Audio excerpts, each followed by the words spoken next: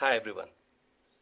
To take our discussion forward on mental toughness, today I am here to present positive self talk. With so much negativity around, we must need something which is very intrinsic and keeps us engaged, motivated, and moving. One of the commonly suggested practices is positive self talk. Let us understand what is self talk, when does it happen, where does it happen, and whether we can control it. Someone has rightly defined self talk as a script of life. We all know that our emotions and thoughts go to mind in a few words, and that translates into action. And ultimately, those actions lead to our destiny. What are those a few words, and how does it impact us as an individual?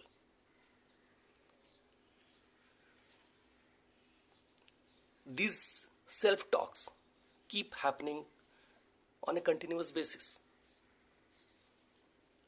irrespective of our wish. It can happen before the activity, during the activity, and even post activity. These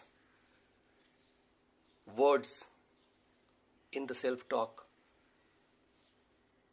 can be allowed or can be silent, can be positive or can be negative. And it depends upon the various factors. If the personality is optimistic, there will be more positive talks. If the personality is pessimistic, there will be more of negative talk. In fact, if you look at from a different lens, if your self-talk is positive, you are more optimistic, confident, and more sorted out as an individual. If I may give one example, you did not score runs and your team loses. Now, a self-talk can be, to put the blame on yourself and you say to yourself that, you have let your team down. And the other thought can tell you that it's part and parcel of the game. We win as a team and we lose as a team. But I'll definitely give my best in the next match. So there are two ways how exactly you are reacting to a given situation. Take another example. You go to a birthday party, you crack a joke among your friends and nobody laughs.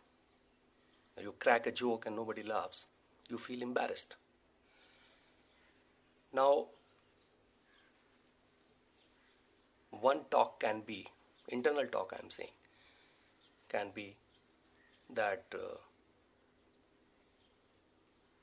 you should not indulge into such activities. And what happens that from next time you will keep yourself quiet. You will not participate, right? And another set of thoughts can tell you internally that you tried your best. It doesn't work all the time. Next time you should be better prepared. And what happens? That next time when you crack a joke, probably you will be better prepared. So these are two different examples, one from the general life, another from the sporting activity. But just to make you understand that these are the talks. Next question is, can you control it? When I say controlling means converting the negative thoughts into a positive talk. And the answer is yes, we can control it. The method is just one: practice, practice, and practice. It's a progressive movement and takes time before it is really gets completely converted into more positive talks. It's it's like changing your habit, and changing of habit works very similar to the spelling of habit. You remove H, a bit will be there. You remove A, bit will be there. You remove B, still it will be there, right? So it takes time, to change your habits. Now, before we get into how exactly we should uh, start the process, please understand the science behind it. We we all have an inner critic inside us, right? And that inner critic keeps telling us, keeps passing some kind of judgment, you know, on various activities that we do. And the entire process that I'm going to talk about, understanding what exactly that inner critic is telling us. So, at least for a week, we have to observe what exactly is the observation, what exactly is the judgment from the inner critic on various activities that we do. For a week, we have to keep identifying, keep it, you know, uh, penning down somewhere, and uh, after a week, we are going to, evaluate, and then how exactly we have to move forward.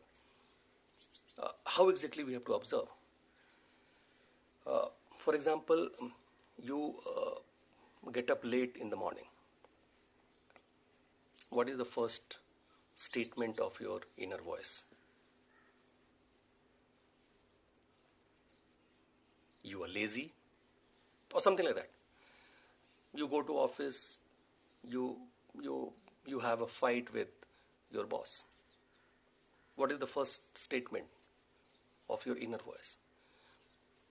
At your home, you pick up a fight with your sibling. Once the activity is over, once the event is over, what is the first inner voice? What is the judgment, right? And you have to just keep listing it. That for this activity, this was the inner critic statement. For this activity, this was the inner critic statement. For a week, you just observe. Once the week is over, you have listed down various activities and various judgmental, statements. Then we have to, analyze it. Are we overreacting? Are we too harsh? The statements are fact-based, or they are more of assumptions? Are they coming from the surrounding world? Whatever you hear from outside about you, you know, you start developing the same thing within yourself. Once that is done, then we will see, are they really true? Are they necessary? Are they really going to improve me? This, these are the questions need to be answered from step 2. So first was, what are the inner critic judgments? 1, 2, 3 you have listed down. Then evaluation of each of those judgments. And the third element would be, how exactly those negative statements can be converted into positively framed statements, right? So these are the three steps, to practice the positive self-talk. One of the suggestions are, we should use third person in the sentences. So rather than I, rather than me, I should use my name, or I should call myself you. So, Rakesh, Rakesh can do it, or you can do it, or you have already done it in the past, kind of. Then the second most important thing which should be kept in mind, that the statement should not be negative, right? So it is very similar to when a ball is thrown. So either you say catch it, or you say don't drop it. So in this kind of positively framed statements, you should never say don't drop it, because mind reads only the action part. So it will remove the don't part and actually it will drop it, right? So and just imagine what happens, that when a catch is dropped, then another self-talk will happen. The mind will say, I always mess with my fielding, and then you will throw the ball somewhere else, right? Then overthrow happens, and it's a vicious cycle we get into. The third element that we should keep in mind is the affirmation, or we call it mantra. That some words which can really keep ourselves motivated and engaged and really pepped up, like go go go, or I can, or I will, or I am the champ, something like that. Whenever we have something like this, to really pep ourselves up, we should use these affirmations. Friends, please remember, we can't always control what happens to us, but we can always control how exactly we react to it. And positive self-talk helps us in doing so. That's all from my side. Thank you all, and we will keep ourselves engaged